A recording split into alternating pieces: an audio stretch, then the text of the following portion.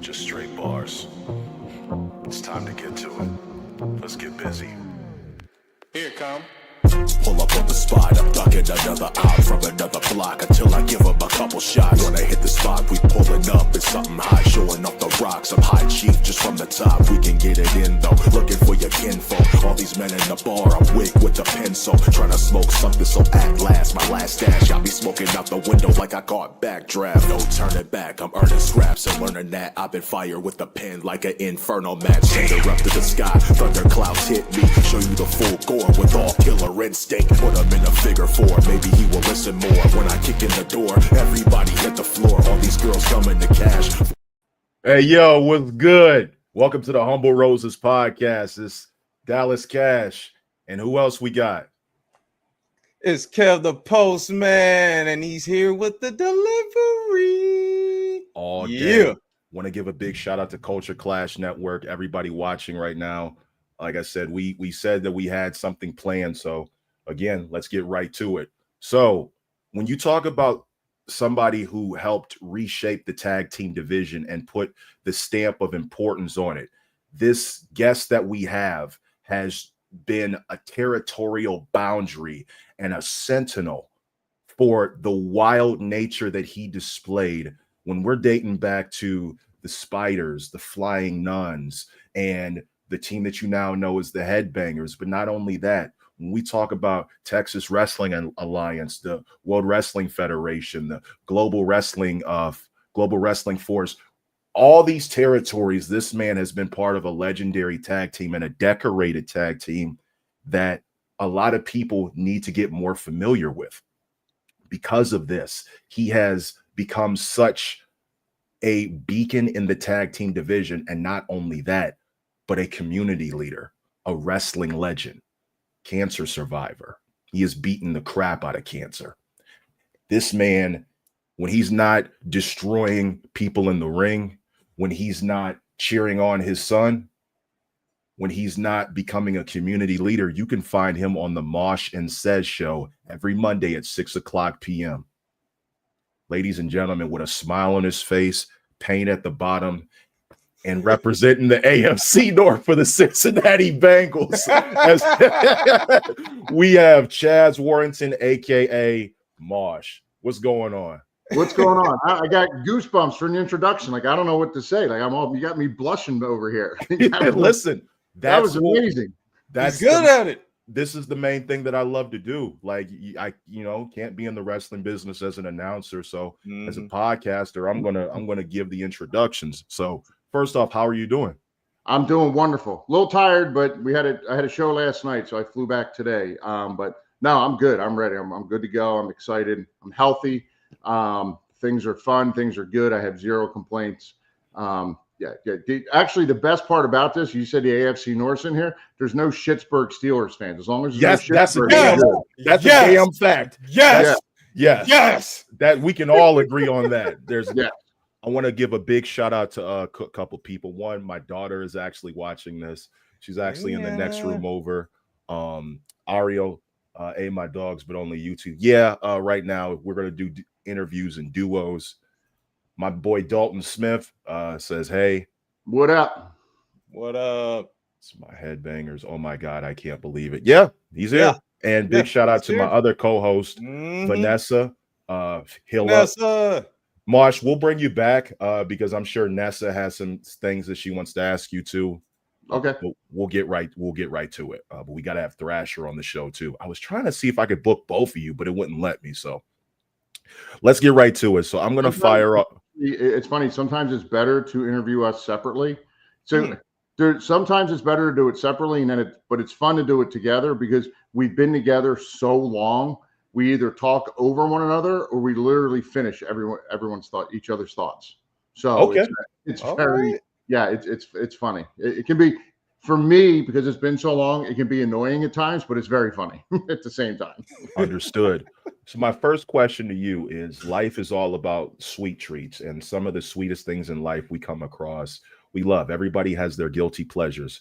Tell me your guilty pleasure about vanilla fudge twirl ice cream from Breyers. Did you really just throw that up there? Did you do that deep of research? Know that's my favorite ice cream? Swear to God. Oh no! Oh, Yeah, I swear to God, that's my favorite ice cream. yes, I know. Oh, okay. Yeah, I found. Listen, when we do research, we will find out what we want to know. Please don't make him sound like we're the police, man. You went, We were not the FBI. No badge under here. Well, you went to the dark web for that one, didn't you? Wow. Yes, that is my favorite.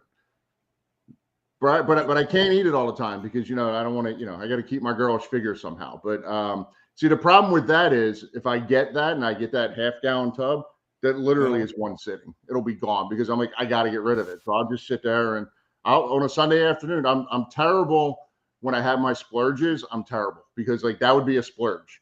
Another splurge for me would be getting the giant stromboli from my favorite Italian pizza place right down the street. But it's literally got to be 3 feet long and it's like that fat around. And one day it'll be gone. That's just yeah. Wow. That's it. I swear. Hey, can't stop that monster. No, when it kicks, when it hits, you gotta knock it down. So you gotta just go with it, have a good time. And listen, it's not every day I do it, so it doesn't matter.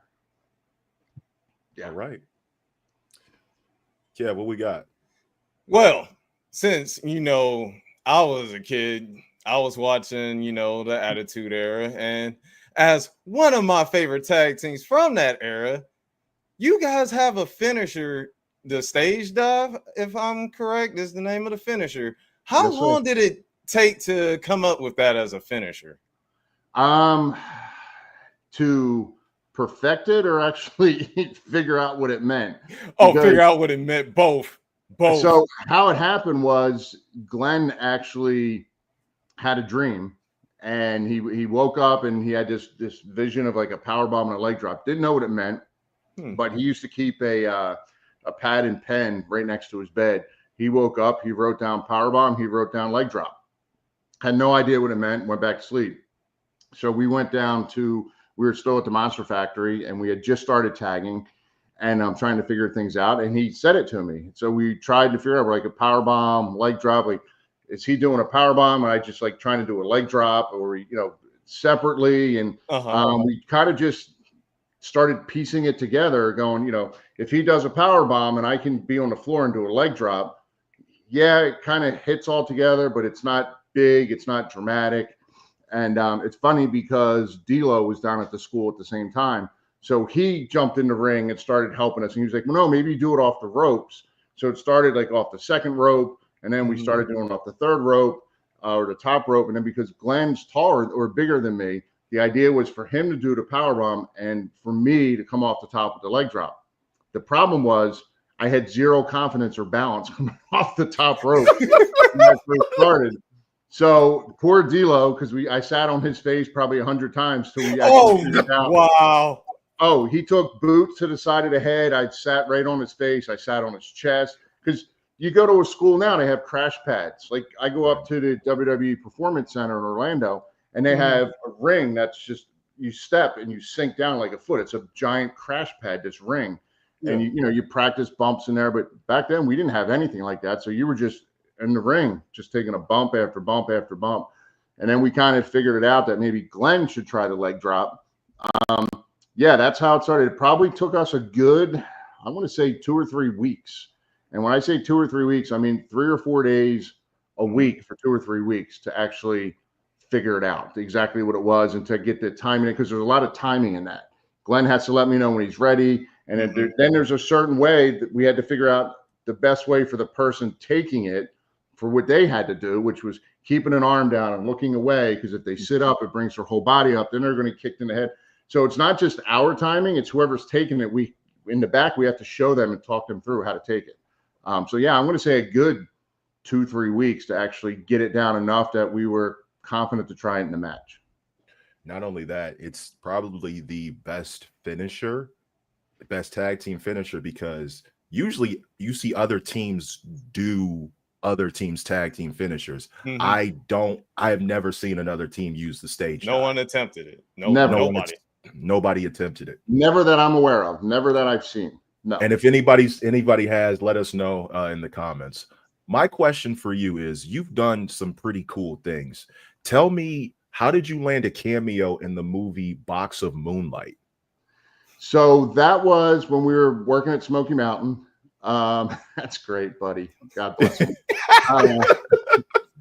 We were working out at Smoky Mountain for Cornette, and they were in town shooting a movie, and one of the characters in the movie was a wrestling fan, and so I don't know if you ever saw the movie, but they're like out in the woods talking, and like the camera's shooting over this way, and you're watching the wrestling match on TV, and they're commenting on it. Mm-hmm. So when we got to Smoky Mountain, the idea was for us to do 4 weeks of TV, and then he was going to slowly put us on the road. But the gangsters saw us come in and basically said to Cornette, "What are these guys doing here?" Cornette said, "Well, you're finishing up, so they're coming in to take your spots." And they were like, "Well, we quit." So Cornette looked at us and he goes, "Oh, so I guess you guys are now on the road. Can you work next weekend?" We were like, "Sure." But then so we did this little program to finish up their program, but he really didn't have time, the way it happened, to properly put us into what he wanted to do. So basically he ran out of stuff for us to do. So he said to us, they're filming this movie. They want to do this. He goes, "You're going to get paid a good amount of money." He goes, basically, I can't use you for the next 3 weeks. He goes, "But this money is going to make up for that plus." So we were like, I was like, okay, like this sucks to be taken off the road. And, you have that fear in the back of your head of going, oh shit, he's not really calling us back. Like he's kind of this is kind of like, here you go, thanks, but we're not coming back. But Cornette is the most honest person I've ever met in this business. Probably one of the most honest people I've ever met in my life. And it was 3 weeks and then we were back. So that's what it was. He got us the spot to help fill the time that he wasn't able to use us. And the money was actually more than we would have made being there for the 3 weeks. Wow. I will not lie. I one day would love to talk to Jim Cornette. I listened to the drive-through. I listened to the experience. I'm sorry. Cornette's promos are crazy. He is amazing, and he's that one person. If you don't want to know the truth, don't ask the question. I've learned that. I think he's gonna keep it 100. Yeah, 100% of the time. Yes, that is Cornette. Yeah, so he's amazing. I owe so much to him in our career that it's ridiculous. But he is an amazing human being. I know a lot of people don't like him, but for me, he's one of my favorites of all time. And if somehow, some way, this is very far-fetched when I say this, because I'm only bringing it up because we're asked about it all the time.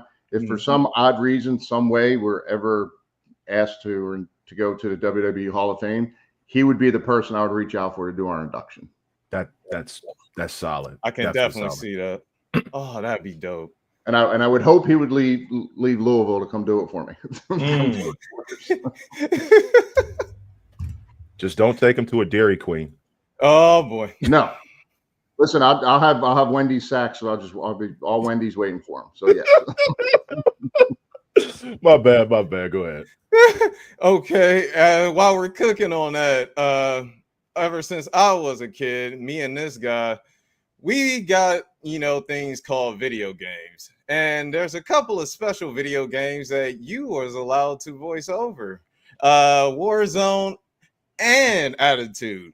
Now, tell me, what was that like sitting down and recording all of those ad-libs? It was amazing, and it was amazingly fun because, everything we do, we try to make it fun. Like I said, we had a show last night in Staten Island, and we don't do the same stuff we did in the ring because we just want to make sure the crowd, everyone's having fun. I think if I'm having fun and I'm laughing, everyone else is going to have fun. Right. But they had these kind of, scripts kind of written out for us that they wanted us to say. And I'm like, my character wouldn't say that. And I said, and it sounds like what everyone else has said, like, "Ooh, ow, ooh, my arm, ouch, that hurt." And I was just like, they're like, "Well, be yourself then." So I was like, "Oh, okay." I'm like, I'm going to, back then the Simpsons, I watched the Simpsons all the time. So I'm using bar. I'm like, "Ouch, quit it." And then Glenn and I, when we're in the ring, like someone kicks me in the side, I'd be like, "Ow, my ovaries, ow, my fallopian tube." Like, we just wanted it to be us. So that's what we did. They just let us run with it. And that's basically how it happened. They kind of said, all right, you got, we need a spot where you're getting beat up here. Like, say something that your character would say, and that's what we came up with, and we just did it on the fly, and it was just so much fun. And then back then, everything was so new. Everything we did was new, and it was a new experience. And I mean, I'm still excited about things now, but back then the excitement level was through the roof for everything and any little thing that we did. That is so fucking cool, man. Hey, Kev, that was a great question. That was a great question. Because, hey, man, that kept me, in the house. So I appreciate it. And then that makes it more fun is, we go, same thing. We did radio spots, and the DJs would ask us, like, what's it like to be on a video game? It's amazing. I sit home and I play with myself all day. Like, how great is that to sit home and play with yourself? I mean, come on. See, I walked into that. You walked right into that. I did that. That's on me. I left the messy part out though. Glenn would usually say that. Glenn would usually be like, "Yeah, I sit on the couch and play with myself all day, and I never get messy." So I mean, how bad is that? That's a question we can ask him when we have him on the show. Yeah. Because I want to hear I definitely want to hear the other side. Speaking of the other side, you're a community leader, and that's one thing that you have preached not only on your website but to all of the youth around you. So, as a community leader, I really got to know, how important is it about teaching our youth about financial literacy and entrepreneurship? Well, here's how I look at it. So I'm very fortunate with the company I work with for my I guess I get my shoot job, my real job, whatever you want to call it, DEX Imaging, DEX Imaging. They're philanthropic. Profits goes back to the community. So that didn't kind of force me, but didn't force me to get involved with the community. But I found a company, a nonprofit called Junior Achievement of South Florida. They're a nationwide company, and the location I work with here in South Florida is the largest in the world. But I think about it for me personally. Like, you have parents who, they try to guide you, they try to help you. But back when I was a kid, parents didn't know things. They knew what they knew when they, when they were growing up, different eras, different times, there wasn't the internet, there wasn't all these different things. Like, my son's 21 now. That kid, because of the internet and the research that he does, now shows me stuff that I need to do. Like, he was actually doing investing, stocks and things like that before I was. And then he showed me how to do it. So it's different now. But I look back to when, I was in WWE full time and I was making, the money I was making. If I could have taken that money and somebody showed me what to do with it. Listen, I'm very well off where I'm in right now. I have zero complaints. I'm just saying my life could have been different financially, because I did go through when I left, because I didn't want to touch that money. Like, I went through kind of a ups and downs a little bit, but just to have someone show you that, but then to start learning it in 5th grade, they go in 8th grade, and now there's high school programs. To me, it's just huge, because Junior Achievement of South Florida, who I work with, is not just financial literacy. They teach entrepreneurship, work readiness. It's a whole thing. They do interns. They help kids with internships, with trades. It's a huge impact. And for me, when I go there, because I volunteer a lot there, I'm on the board for them. I work on committees. When I go and I can get one kid at the end of the day who comes up to me, gives me a hug, and says, "Mr. Chaz, thank you." And this is a true story. This happened to the kid, was in 8th grade from a low income community, came up to me, and I worked with him. And he said to me, he gave me a hug. And he said to me, "Because of today, I will never be broke, and my family will never do without." Wow. That right there is all that matters to me. If I can impact that one person, that one kid, they say you want to be 1% better every day. For me, if I can touch one kid every day, to me, it's success. So I just wish I had that growing up, but I didn't. But if I have an opportunity now to help out the community and give back and make that positive impact, I'm all in. Excellent. Oh, excellent. Go ahead, Kev. Well, my last question would be, since you came from, the era that most us, or well, my generation's, view is the Attitude Era. That's like the Holy Grail. You got any crazy locker room story back then that you just want to give out? With the laugh, because I mean, I remember before we started, you were open book. So if you got one, just one. That you can tell us. I got a lot. I just don't know if other people want to know. Like I can tell stories, but I can't mention names because I don't want to. Okay, if you can react like a couple of people out so we don't get sued, that would be great. Well, I'm not worried about. Listen, I'm going to be honest. I'm not worried about you getting sued. I'm worried about pissing Bradshaw off and having him beat my ass. That's what I'm worried about. Well, JBL is one of those. No, Bradshaw. no.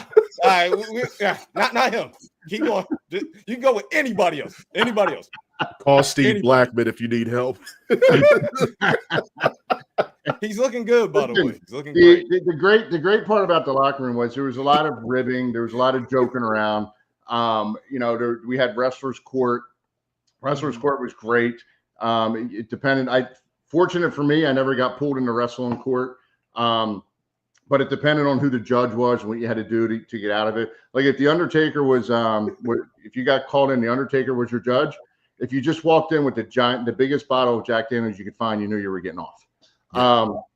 Okay. Yeah. So I can tell you that I can share this story though. It's not really, I don't know. To me, I found funny. So we went to Kuwait to wrestle for 5 nights in a row. We went over to Kuwait, and it was my first overseas tour that I ever did. And Kuwait's a dry country. They have alcohol over there, but you have to buy it there. And there's all these strict, at least back then, there was all these strict rules to be able to get it. So we knew there was no alcohol. So we had to sneak our alcohol in. So we put it in our check bags. And I remember going into the hotel. We got off the plane and we went into the airport, and inside the airport, they had like different people from, I don't know, in the country, I don't even know what they're called. The government people, I guess. And, they had meetings, they had like food back there for us, and they had, water, soda, whatever. But all of our bags all of a sudden were being separated. I remember standing there going, oh shit, like they're separating our bags. Like, do they know there's alcohol in there? Because Glenn and I were still part-time. So we signed our part-time deal in November of 96. This was April of 97. So we were still part-time. And I'm thinking to myself, oh shit, like I'm about to get busted. But then to make it worse, we were talking about who brought what. So the guys are like, brought Jack Daniels, brought Crown Royal, they brought this, I brought a bottle of amaretto. I like amaretto. I bought a bottle of amaretto. So I'm getting my balls busted by all the boys because I'm drinking. I brought amaretto. So now I'm paranoid at the airport and in the hotel, because when we got to the hotel, bags were in 2 separate areas, roped off, and one area had a security guard. The other area did not. My bag with amaretto was in the secure area, and I went, shit, this guy knows there's alcohol in my bag, and I'm going to get busted over a bottle of amaretto. So the boys were all kind of like talking and like looking over there, like what's going on. And finally, the Undertaker was like, fuck it. He went over and he just walked right past her. He grabbed his bag and walked away. We're like, oh, well, if he's okay, I guess the rest of us are okay. So it ended up being fine. We got our bags. The best part about this story is all week long, I had my balls busted because I'm drinking amaretto. Well, guess what? There's 2 nights left in the tour. Who's the only one with alcohol? You. So what was everyone drinking after that? Amaretto. Yep. Man, that is hey Kim, that was a great question. That is a great story. Hey man, that was crazy. Thank you. Appreciate you. So for my final question, and then we'll probably take one more question from the chat, just one. I did some more deep diving. So back in 1964. I wasn't born. It wasn't me. I wasn't even back in 1964. No, you look great, brother. You look great. Even if you were, you look great. Back in 1964, there was a incredibly classic and underrated song from a special cartoon. Now, ladies and gentlemen, Halloween is definitely one of my favorites. Christmas and Halloween are 2 of my favorites. Mosh, I know Christmas is big for you. My favorite. Halloween. So let me ask you about this song. It's Linus and Lucy by the Vince Guaraldi Trio. That Christmas song spoke to you on a molecular level. Tell us what that song means to you. It's just I think it's just a song that for me, like Christmas Eve, to me, Christmas Eve is the best day of the year.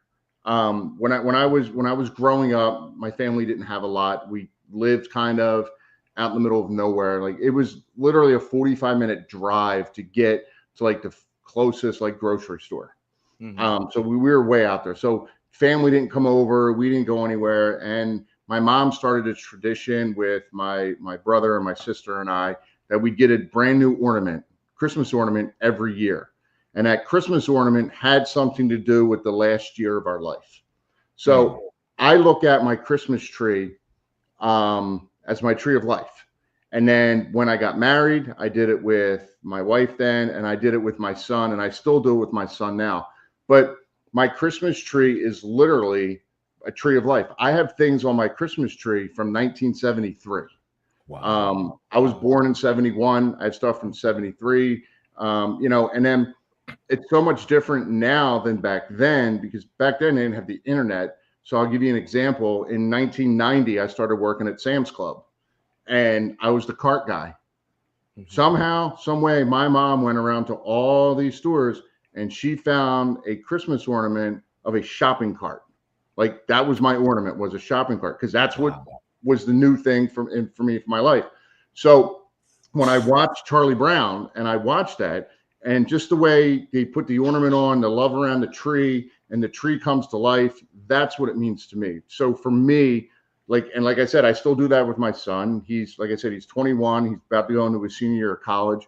I still find something. And it's funny, it was in high school, he started riding his bicycle to school.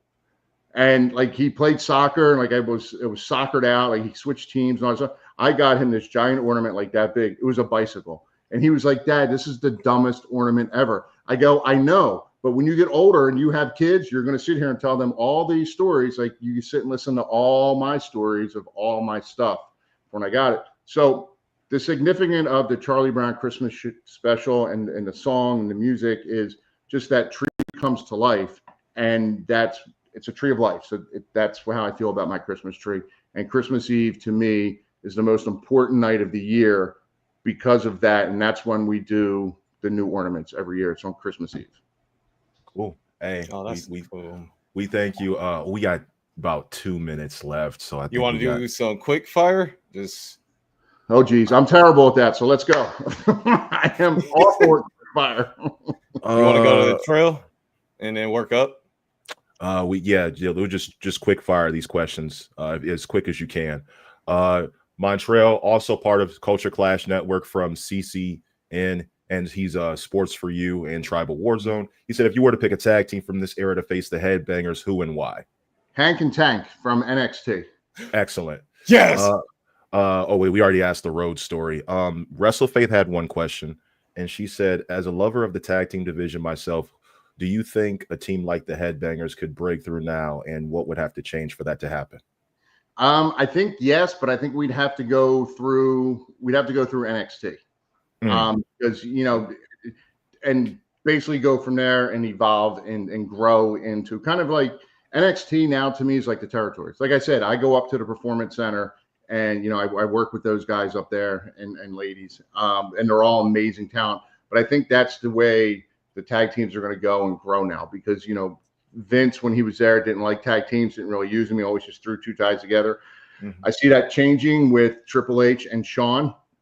So yeah, I think we definitely could get it over. I mean, we'd have to tweak it a lot, because we basically were the children of the 90s. That's kind of what we said.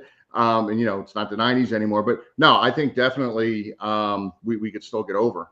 And hell, to this day, right now, we can still hang with them. So okay. Let me ask you a quick question. We're going a little bit over time. But if there was a three-way between the Spiders, the Sisters of Love, and the Headbangers, who's coming out on top? Oh, Headbangers. I Gotta ask you this question. Gotta ask, because we can't ignore this. We can't. No, do not. No, we can't ignore this. Uh-oh. As a Bengals fan, what are you willing to sacrifice for a Super Bowl win? Hey, he's an asshole. Just know that the Cleveland Browns is literally the reason the Bengals exist and that his punk ass Birds team exists. We got into it for 27 minutes because this is Cleveland Browns here, and we Baltimore both stay Ravens, we did not Ohio. know that Mosh was a super duper Cincinnati Bengals fan. Oh, yeah, I've been a fan since I've been a fan since 19. I'm going to say it was 81, the first year the Bengals were in the Super Bowl against the 49ers with Kenny Anderson as their quarterback, because that was the first game that I remember sitting there watching him. I was 10. I remember sitting there and actually paying attention to it. And it was the first year the Bengals came out with the stripes on the helmets. And I was like, oh, I like that. But yeah, so it stuck with me ever since. And then when I got to WWE, Ken Shamrock's trainer was the same trainer for the Bengals. Wow. So I went on an almost 3-year run. Every Bengals game, whether it was home or away, there was one ticket left at will call for me. If we didn't have a show on Sunday, I would fly to wherever the Bengals played. I'd go to the game and watch it, and then if I was able to that night, I would, or the next morning I'd fly to wherever Monday Night Raw was. It was amazing. Lastly, I just want to say, so part of Culture Clash Network, we have another podcast on there called Sports for You. They do wrestling and they do sports. I think you would be perfect for Sports for You. So when we get off here, I'm gonna get you in touch with the right people, because you definitely got to be on there. Listen, love it. I love sports. I love watching. I love playing. I mean, I am a 7-time national kickball champion. For the meatballs, right? For the meatballs. Yeah, I played meatball. Meatballs were 4-time, and then there's a couple other teams I played on and we won. And I play softball during the week too. So I'm still active. I'm still busy, and I love it. If I don't, it's funny. The more I'm active, the more I move around, the better I feel. If I take a couple of days off and don't do anything, my body's more sore from not doing anything than actually doing stuff. I feel that on a molecular level. Ladies and gentlemen, we are out of time. Wow. But if you want Mosh to come back, we will definitely bring Mosh back. We got to have him back. We got to talk to Thrasher. We got to have Mosh back. But before we go, we always give a segment before we go called Roses of the Week. And I want to personally give you your Roses of the Week. I think personally, as we've watched you grow into not only an outstanding gentleman, a great father, a pioneer of the tag team division, and an unsung hero as a community leader, I think what you've done over the course of the last 30 years is a standard for the way men should assert themselves. And because of that, and because of how carefree you are and how open you are, I think a lot of people don't realize the impact that you left on us just as men and as a generation. When we talk about the most decorated tag team, people like to bring up the Dudley Boys. They like to bring up the Legion of Doom, the Usos, the New Day, but there's also the Headbangers. There's like over 20 championships won during that time as a team, individually, out of the way. And you think about what not only you and Thrasher have done, because think about the fact that when you came in, you were trained by Larry Sharp and by Glenn. And because of that, you became so enamored with tag team wrestling and wrestling as a whole. You took that and became a beacon of hope.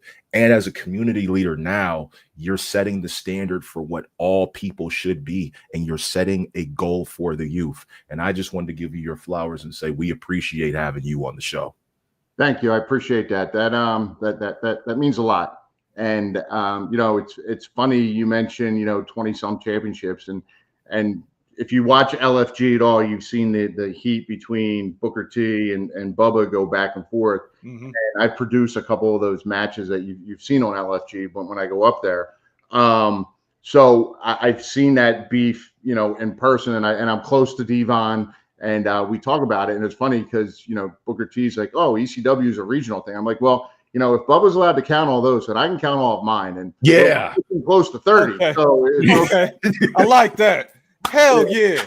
you know, Hell that. yeah. Clip that. Mosh said it here. We've got a lot of regional. We've got a lot of regional tag team championships. I got a few regional like singles championships. So, you know, if we can add them all up, I'm in to try to do that. Just make it a little bit more fun with Bubba, so I can mess with him when I do see him. You definitely. This has been the Humble Roses podcast, Mosh. We want to thank you. Make sure you go to his website at chazmosh.com. He also has merch on there, and it's extremely cheap. So make sure you cop a shirt. I know I'm going to, and this may not be the last time you see Mr. Warrington on the show. So thank you again. This has been the Humble Roses podcast. You never say never. Never say never. Never say never. The Humble Roses podcast. Thank you guys, and we love you. Thank you guys. I appreciate you. This was